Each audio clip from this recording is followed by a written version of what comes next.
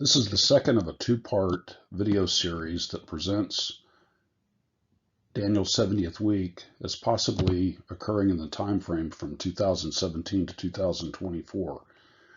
In the first video, we got up to the midpoint, hypothetically, which took us to Passover 2021 and a possible abomination of desolation, which would be forecast to occur on the 1st of April 2021. This video is going to cover the second half of the Daniel 70th week and to see if it matches the biblical narrative with respect to day counts and timelines. Again, this is just a hypothetical. It doesn't mean that this is the way it is, but if this time period does represent Daniel's 70th week, then certain criteria have to be met, and we're going to take a look at that. Following this video, I plan to present a video that would discuss where we might be with respect to the seals of Revelation 6. And then finally, I plan a video which will discuss biblical verses and commands that tell us and guide us what we should be about as believers if, in fact, this is the 70th week.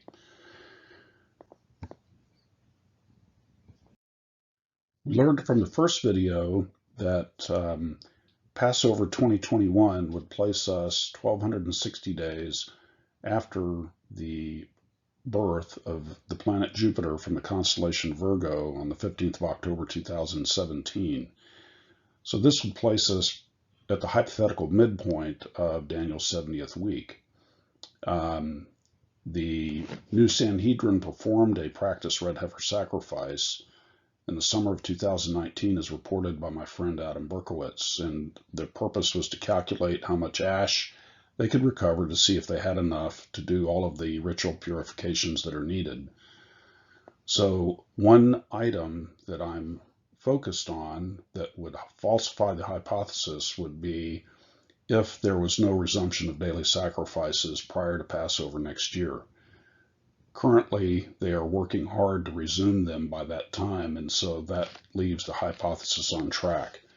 The second thing that I'm really looking for is a second witness of the strengthening of Trump's plan to divide the land by the Saudis. And those are the two things that I'm focused on for the coming 12 months to see if these would happen, which would support the hypothesis, and if they're absent, then it would be falsified. In another article from this February, my friend Adam Berkowitz published this article, which just demonstrates the mobile altar that the new Sanhedrin has put together. It can be put up anywhere within a couple of hours. They've been performing practice sacrifices, including practice Passover sacrifices, next to the Temple Mount. And they also performed a practice daily sacrifice as well. They have all the utensils they need to do everything that they need to resume temple services. They have all the garments, the priestly utensils, the trumpets, and so forth. So they're all ready to go. All they need is the red heifer to occur, which would then allow them to ritually purify the elements and would allow them to resume temple sacrifices. And this article shows a picture of them setting up their altar right next to the Temple Mount. So if the stop to sacrifices occurred on the 28th of March of 2021, the first day of Passover, and then we had the abomination of desolation in the middle of the week, which would be on the April 1st, 2021, then the Great Tribulation would ensue, as Jesus mentioned. And that would be the last 3.5 years of Daniel's 70th week. And so we need to see then if this last 3.5 years lines up with biblical dates and timelines, and we're going to look at that currently. Now, Daniel 12, 11 and 12, we have this passage: from the time that the regular sacrifice, that's the regular dailies, is abolished and the abomination of desolation is set up, there will be 1,290 days. And then this curious phrase, how blessed is he who keeps waiting and attains to the 1,335 days. Now, Jesus fulfilled the the spring feast. He was our Passover. He was also first fruits and unleavened bread. And then Pentecost was fulfilled also on the day of Pentecost. So we would think that maybe the Great Tribulation would end on the Day of Atonement, Yom Kippur of 2024, and that date is the 12th of October 2024. So if we look at the hypothetical abomination of desolation on the 1st of April 2021, and we count forward to October 12th, 2024, the Day of Atonement, we find that that length of time exactly matches Daniel 12 at 1290 days. So if the last half of Daniel's 70th week, the last 3.5 years, is from the midpoint of Passover week 2021 to Yom Kippur 2024, it matches the 1290-day requirement exactly, according to Daniel 12. So the hypothesis then is still intact. Well, why is the first half of Daniel's week 1260 days and the second half 1290 days? Well, I can't really answer that other than that's the way God made it. However, it's important from a practical standpoint because it's going to limit the times that the 70th week could occur to certain intervals, as we'll see here shortly. Now, the Hebrew calendar was based on the lunar year and not the solar year, and this left it was a 355-day year, so every year they would fall behind, and then the Sanhedrin would have to meet, and based on the timing of ripening of the new barley, they would have to throw in an extra month periodically to adjust for this discrepancy. Now, their ability to do this by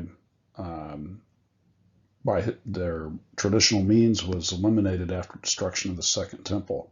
Hillel then adopted a 19-year cycle called the Metonic cycle after a Greek astronomer. And in the Metonic cycle, an extra month of Adar is then added to the calendar in 7 of the 19 years. And those years are years 3, 6, 8, 11, 14, 17, and 19. Now, during those 19-year cycles, usually there's 3 years that separate between each added month. So from year 19 to year 3 would be a single month of Adar would be added in that 3-year period. And most of those periods are like that. However, we have 2 periods, years 6 to 8 and 17 to 19, where 2 extra months of Adar are added in that 3-year period. And we happen to be in one of those 3-year periods from 2021 to 2024. The last one was in 2013 to 2016. The next one will be 2032 to 2035. Now, the importance of this is that the 1290-day requirement can only happen in certain intervals, and they alternate every 11 and 8 years. So we are currently in one. If this is not Daniel's 70th week, the next potential period would be in the 3-year interval from 2032 to 2035.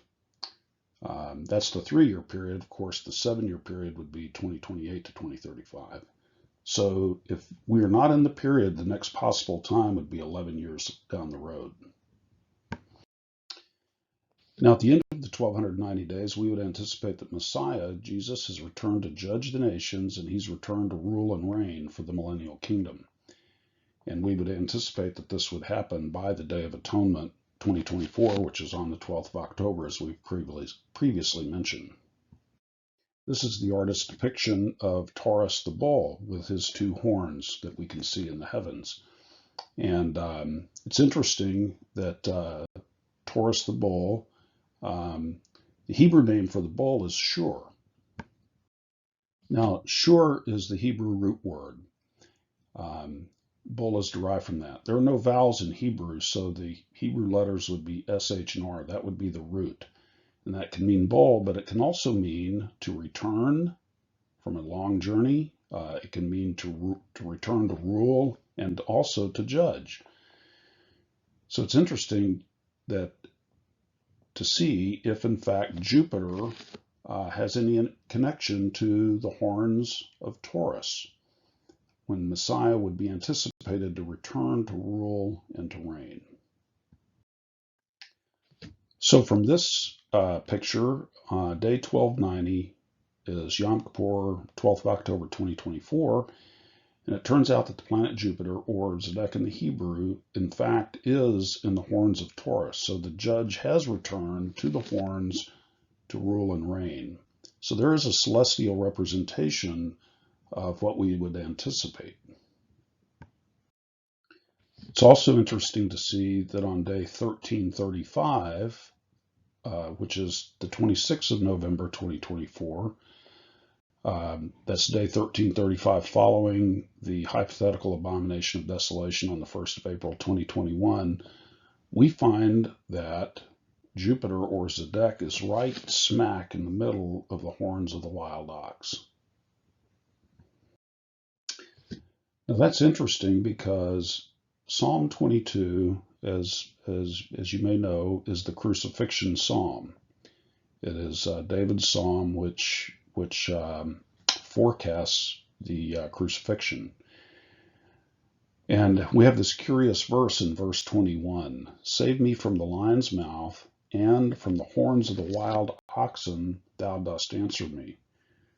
And we might wonder, well, what does that mean? I mean, normally I would just read through that without a second thought, not really understanding what that might mean. Well, it's interesting because on the 26th of November 2024, day 1335, Messiah is smack in the middle of the horns as shown on the right-hand side. But if we go back to the 14th of Nisan, which coincided with 14th April 32 AD, as a possible date of the crucifixion, we find that Zedek, or Jupiter, is also right in the middle of the horns of the wild ox. And that is an explanation, a possible explanation for Psalm 22:21, when the psalmist said, from the horns of the wild oxen you answer me. So it's interesting that in both cases it's exactly in the same location. Well, how often does that happen where Jupiter is in the horns of the wild ox? Well, Jupiter revolves around the sun every 11.86 years, which means about once every 12 years it will appear in the horns of the wild ox. But then you could ask, well, how many times does that happen when it's also coincident with Yom Kippur, or the Day of Atonement? And then again, another factor would be, well, how many times does it happen in the horns of the wild ox on Yom Kippur during a 3.5-year period when it's 1,290 days from Passover to Day of Atonement? And the answer is, it doesn't happen again until the year 2605, which is about 600 years from now. And so I fast forwarded through the star program to show this. The next time that the planet Jupiter, or Zedek, is in the horns of the wild ox on the Day of Atonement, on a day 1290 cycle, 3.5-year cycle from Passover to Day of Atonement, it doesn't happen again until the 14th of October of the year 2605, and the arrow is pointing to Jupiter in the horns of the wild ox. Now, if we were to assume that the 14th of April 32 AD were in fact the day of crucifixion, as some believe, others would object because, as you can see, this fell on a Monday. And so many folks have discounted this as the possible day of crucifixion because the day of crucifixion could not be reconciled with a Monday. But is this really so? How can we be sure that in fact it was a Monday? Can we actually count back using the perpetual Julian calendar to determine that it would have been a Monday? And keep in mind that the days of the week weren't named at that time. That didn't come till much later. Well, it turns out that in the first century, there were actually 3 calendars that were being used. There was a transition in many cultures and societies away from a lunar-based calendar to a solar-based calendar. Now, the Roman calendar, the common Roman calendar that was being used in that day was called the Nundinal calendar, and it had 8 days, and they were labeled A through H, and the last day was a market day. And this was the common Roman calendar that was in widespread use during that time.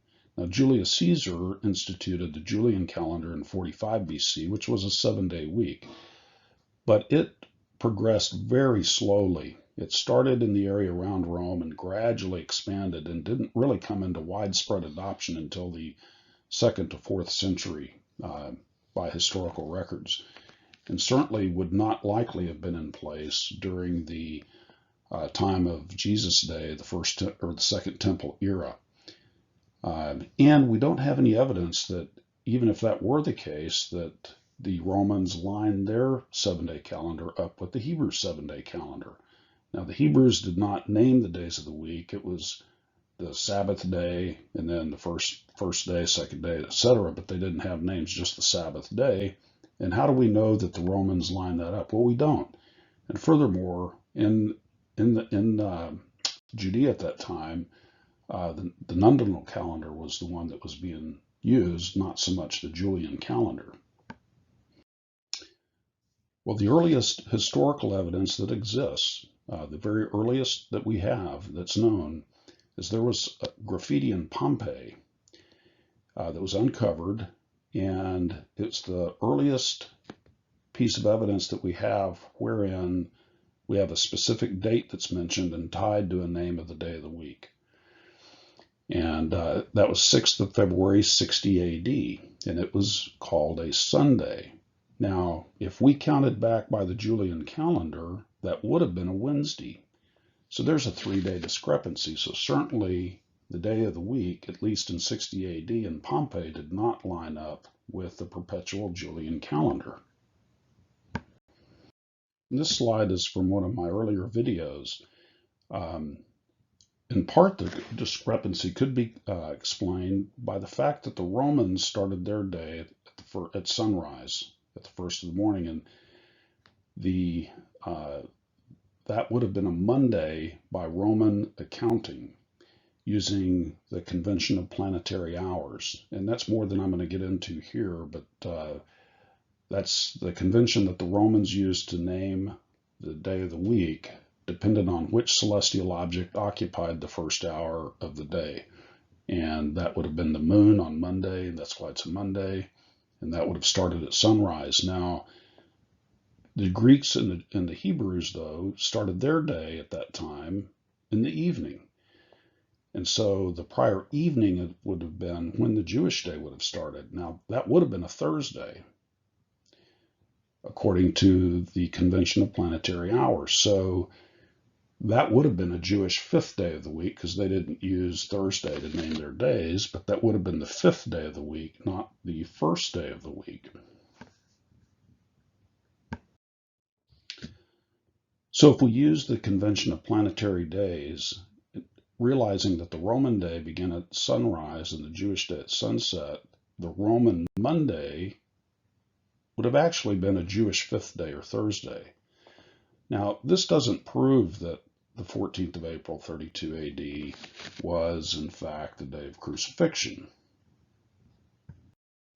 But what we can say is that 14th of April, 32 AD cannot be excluded on the basis that it would have been a Monday, because according to Dr. Stern at the Royal College of London, we don't have anywhere near enough evidence to state exactly what day of the week the crucifixion occurred.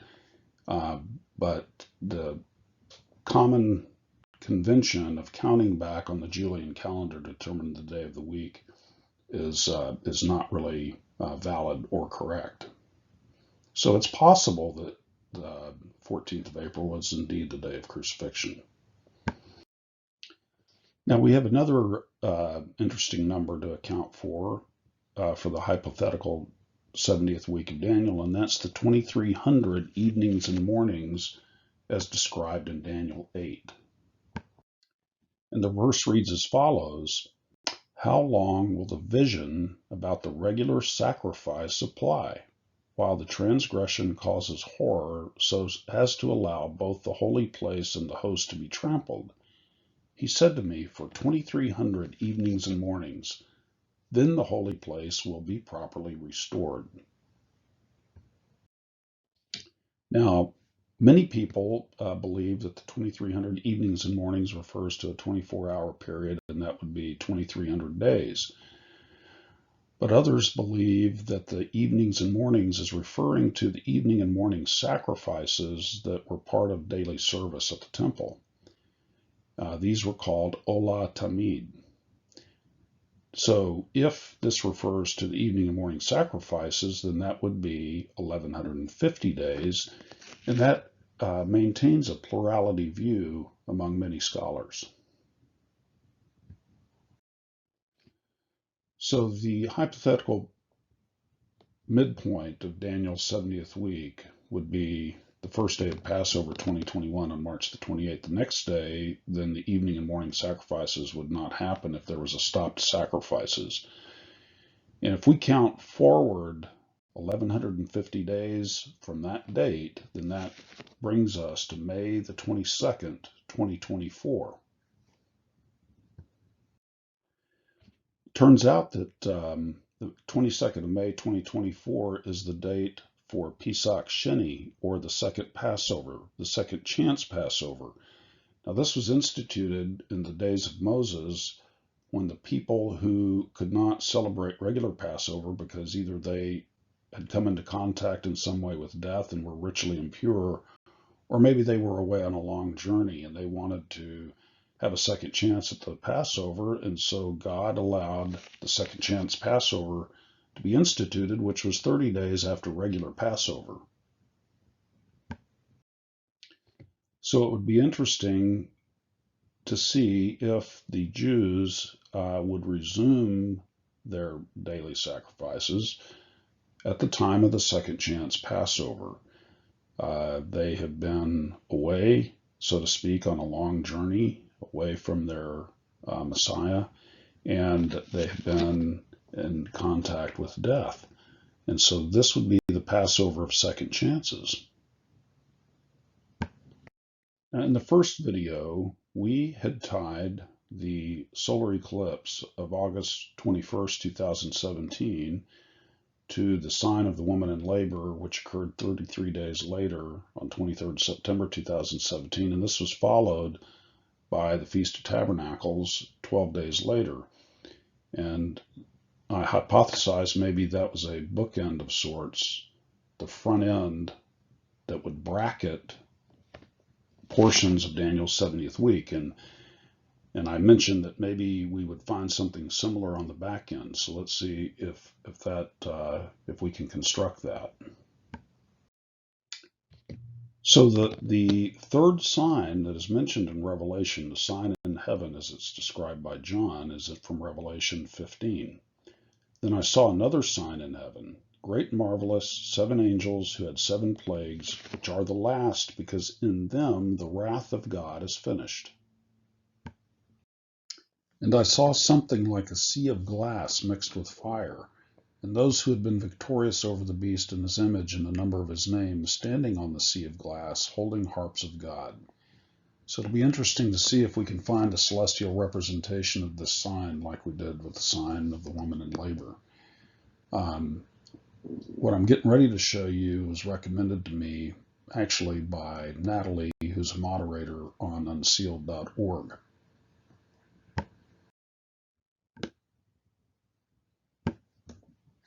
So from this period of May 3rd to May 11th, 2024, we have a pretty interesting arrangement in the heavens. And what we have are all of the 7 moving objects, which again, the ancients considered to be representative of angels. We have all 7 moving objects present in a straight line: Saturn, Mars, Mercury, Venus, the Sun, Jupiter, and the Moon. It also turns out that Uranus and Neptune are in this line, but they weren't visible to the ancients. So we have all 7 of those moving objects present here in a straight line. And this happens to be sitting right over an area that the ancients referred to as the Celestial Sea. So here we have Cetus the whale, down here is Eridanus the river, And there are several constellations in this region that depict sea creatures or water.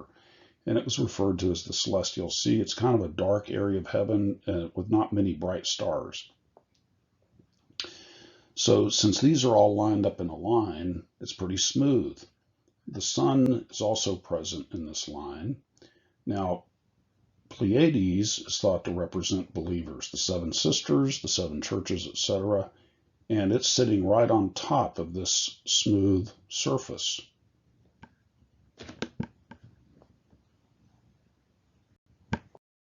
And this is the kind of image that elicits in my mind. We have a nice, smooth, glassy sea mixed with reflections from the sun. It is a glassy sea mixed with fire.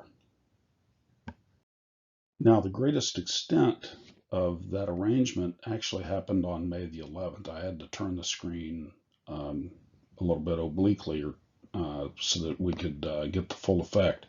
After the 11th, the moon is out of the picture, and you no longer have the seven objects present in this arrangement. So it appears to depict a nice smooth line over an area called the Celestial Sea, and Pleiades, the believers, appear to be standing on the sea. And so this does appear to be a celestial representation of what John described when he described the sign in heaven.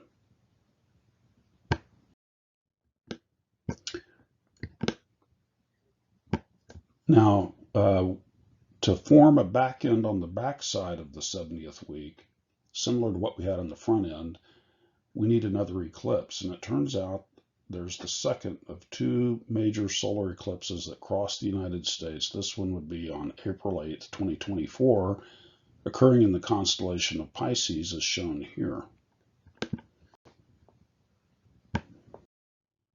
And as we can see from this diagram, the second eclipse of 2024 crosses the United States and forms a cross right across the U.S. with the path of the first eclipse of 2017. And where those two cross intersects right at Cairo, Illinois, which is interesting just from the standpoint of the name.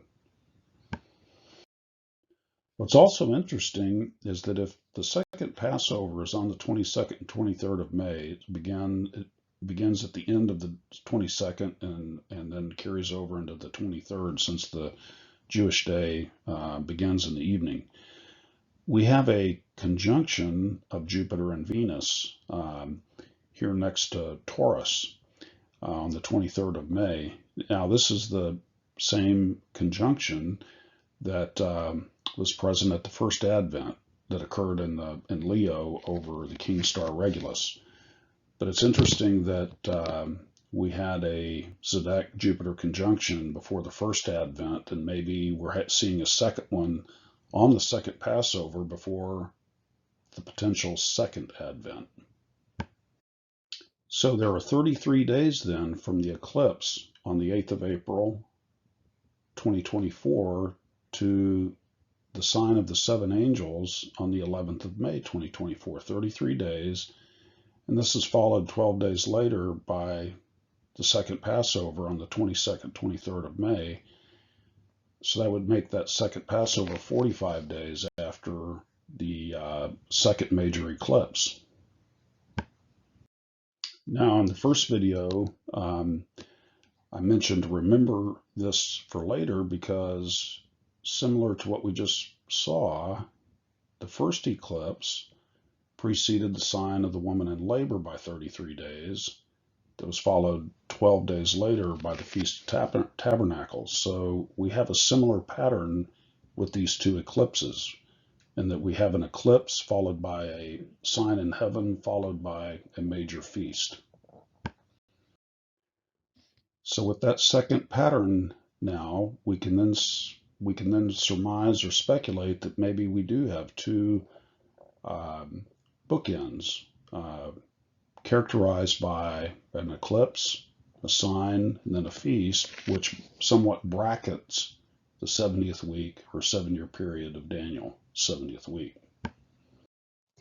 Now, from the sign of the seven angels from May 11th, 2024 to Day of Atonement, October 12th, 2024 is 5 months, but actually it's also 153 days, which is the harvest number. It's the same as the number of fish that were in Peter's net when Jesus met him at the Sea of Galilee.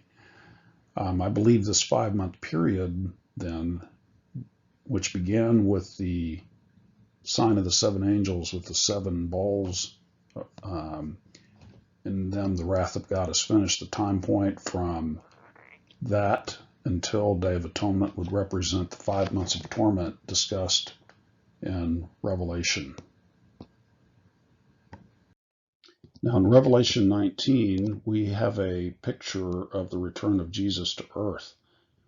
From his mouth comes a sharp sword, so that with it he may strike down the nations, and he will rule them with a rod of iron, and he treads the winepress of the fierce wrath of God the Almighty. And on his robe and on his thigh has a name written, King of Kings and Lord of Lords.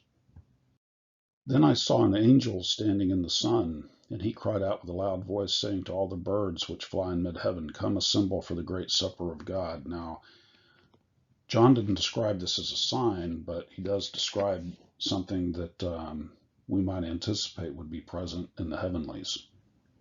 An angel standing in the sun.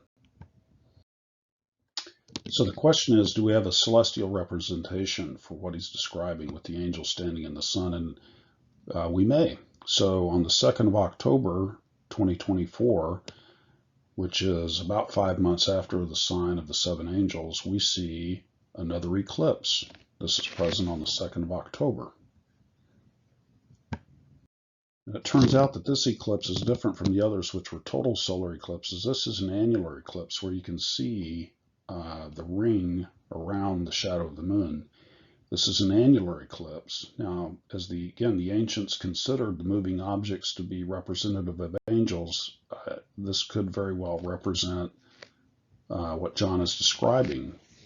An angel, the moon, standing in the sun on the 2nd of October, 2024. Now that's interesting because the annular eclipse on the 2nd of October is the day before the Feast of Trumpets in 2024, Yom Teruah, on the 3rd and 4th of October, otherwise known as Rosh Hashanah. And then that's followed 10 days later by Yom Kippur, Day of Atonement. And remember that the sign of the seven angels to Yom Kippur was 153 days.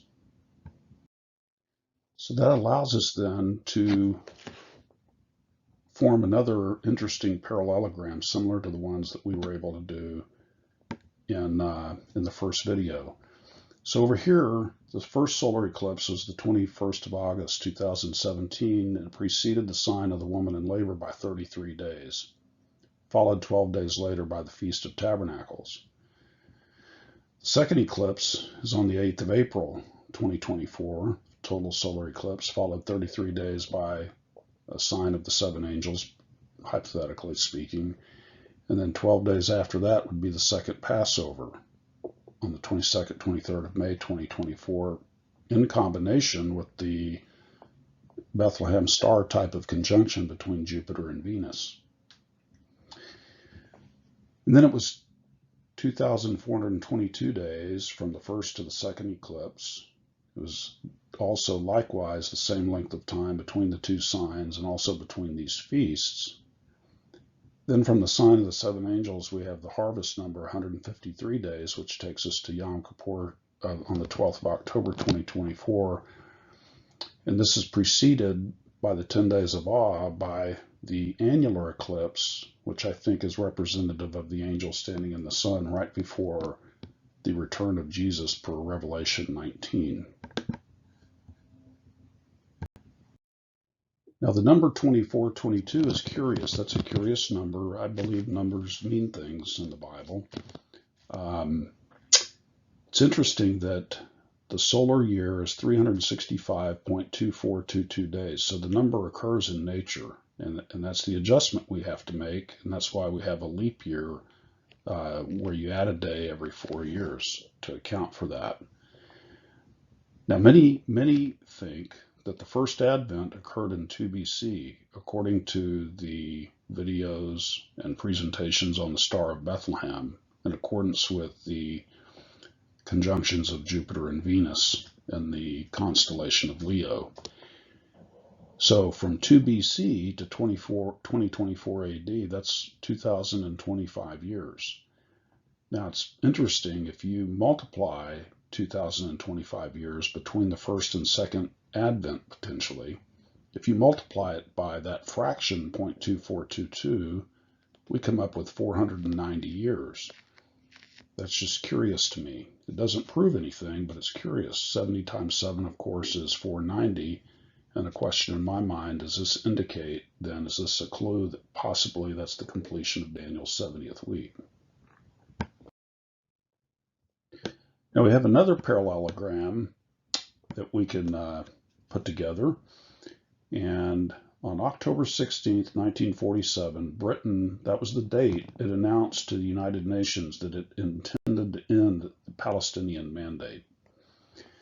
And that was followed 45 days later by the UN partition vote, which partitioned Palestine into two parts on November 29th. And that was separated by a period of 45 days. 70 years to the day exactly after Britain announced this, we have the birth of Jupiter from the woman in labor of Revelation 12. That's on October 15th, 2017.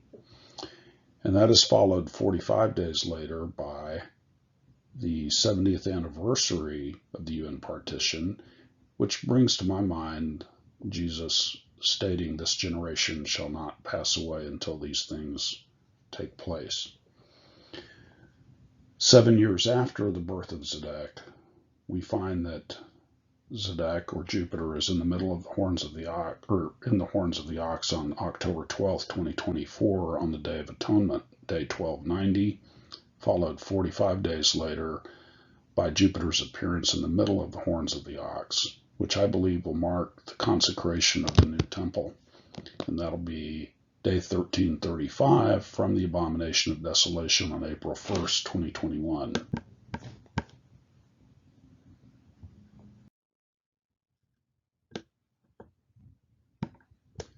So this is a timeline of the proposed hypothetical 70th week of Daniel. And remember that the hypothesis began that, well, maybe the birth of Jupiter from Virgo on the 15th of October would mark the onset of the 70th week, because that is in accordance with the verse of Micah 5:3, that he will give his people up until the time that she and who is in labor has given birth. And also in conjunction with the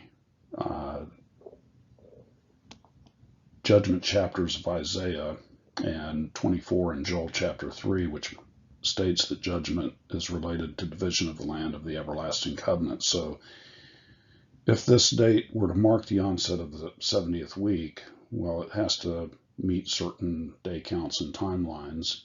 1,260 days would take us to Passover 2021, where I would anticipate a stop to sacrifices. This implies that the daily sacrifices would have to be resumed, and indeed we are on track, as the new Sanhedrin is planning to do just this. It would be followed in the middle of the week by the abomination of desolation on the 1st of April 2021.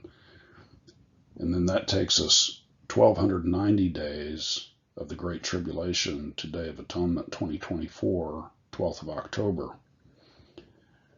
We have the 2300 evenings and mornings related to 150 days where the evening and morning sacrifices have been stopped. And that would take us from the 28th of March all the way to the 22nd of May 2024, which is the Passover of Second Chances. And that's in alignment with a potential celestial representation of the sign of the seven angels of Revelation 15, which would be followed by the 5 months or 153 days of torment related to God's wrath. Again, that would end on Yom Kippur. And then finally, we have Jupiter in the middle of the horns of the wild ox, day 1335 from the abomination of desolation in 2021. and Zodiac or Jupiter would be in the middle of the horns on 26 November 2024. So it appears that the hypothesis is still active. It's indeed falsifiable. If we don't get resumption of sacrifices and an abomination in 2021 during Passover week, then we can just throw all of this out the window. And then I would say, I don't know what any of this means.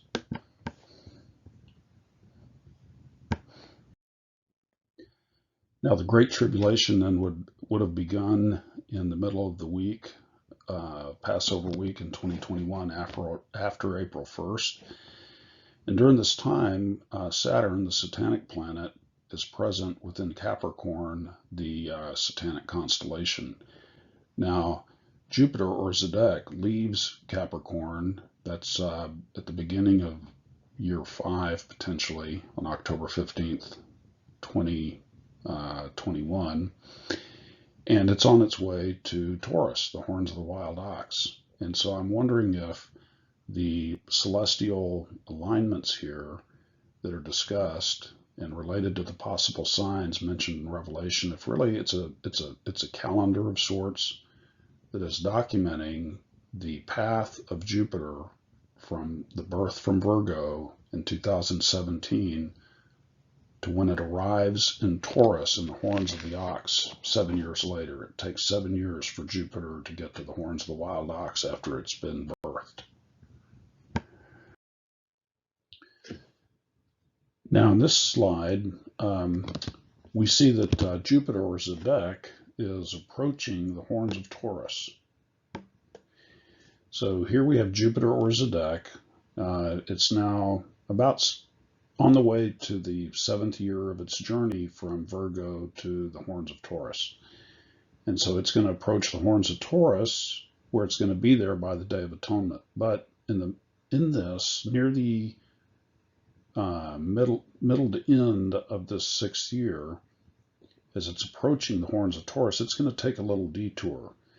Now, this is the planet Uranos in Greek, which means the heavens, and here is Pleiades, which represent believers, the 7 stars, the 7 sisters.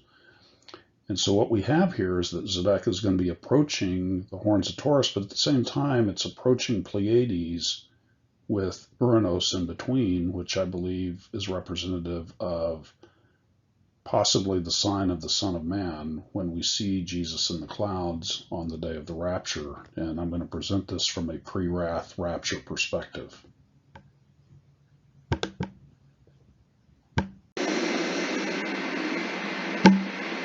What I'd like to show you is a possible celestial representation for the rapture from a pre-wrath perspective, which would place the rapture somewhere 6 years into the 70th week, which would be after the 6th seal, but before the 7th seal, which is defined as God's wrath in Revelation chapter 7. Now, Jupiter has been on a 7-year journey from Virgo when it was birthed on the 15th of October 2017 to arrive in Taurus, the horns of the wild ox, on 12th of October, Day of Atonement 2024. But before it makes it to Taurus, it has one little detour that it's going to take. Now, here's Jupiter. Here's Uranos, which in Greek represents heavens, and here is Pleiades, the 7 sisters representing believers. And what we'll see is that Jupiter approaches Pleiades from Uranos and reaches a certain point, but then backtracks back into Aries, the ram. And so I believe this is consistent with Jupiter approaching Pleiades and then taking believers into the ram. So watch the progression of Jupiter following. It's approaching Pleiades from Uranos, and there it's starting to go backwards. Okay, let's back up. Do it again. It's approaching Pleiades from Uranos. Now it's going backwards. Around the 16th or 17th of September.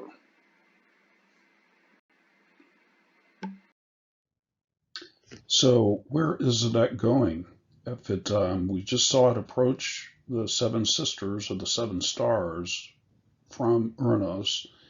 Well, it's heading back into Aries, the ram, also known as the Lamb of God.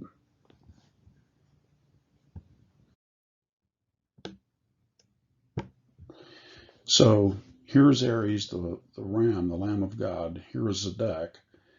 And this is the greatest extent that Jupiter goes back into the ram. This is the furthest extent right here within the constellation of Aries.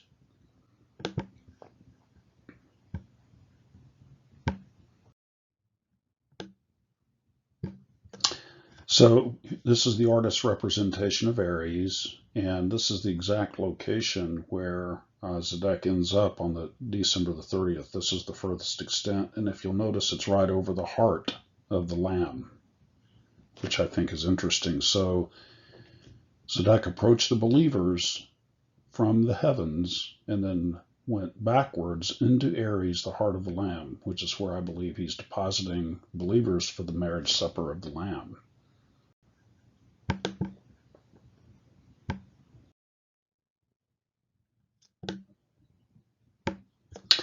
So moving further down the road, about a year later, we're now at July 15th, 2024. That's after the sign of the seven angels and would place us clearly within God's wrath. July, August 2024. We see that Jupiter or Zedek is now just returning to the horns of the wild ox to rule and reign. We also have a Mars-Uranus conjunction. Could that be war in the heavens? Possibly so. But in any case, we see that Jupiter is now returning to the horns of the wild ox in the middle of the period of the 5 months of torment.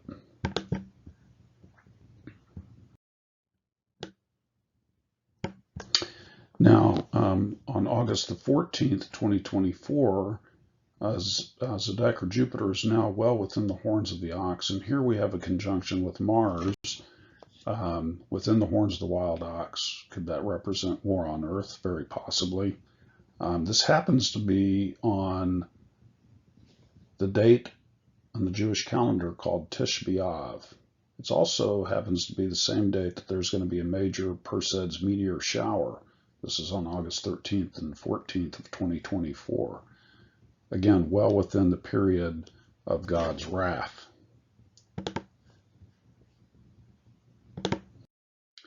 Now, Tish B'Av is also called the 9th of Av, and this is the major day of mourning on the Jewish calendar. Many great tragedies over the centuries have occurred to the Jewish people on this day. Now, their tradition has it that that was the date that Moses' spies lied to the nation of Israel after visiting the land of Canaan. It also happened to be the date that Babylon destroyed Solomon's temple, and then again centuries later, Rome destroyed Herod's temple on the same day.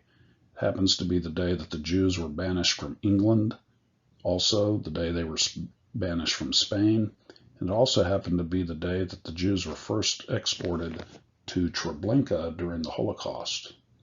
So a great day of mourning on the calendar, August 14th, 2024.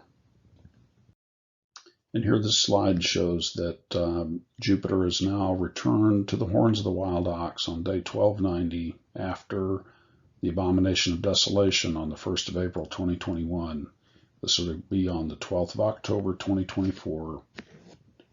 Zedek has returned, the judge has returned to rule and to reign. And here we see, as we looked at earlier, that on day 1335 we find Jupiter or Zedek in the middle of the horns of the wild ox at the exact same location it was present on 14th of Nisan 32 AD.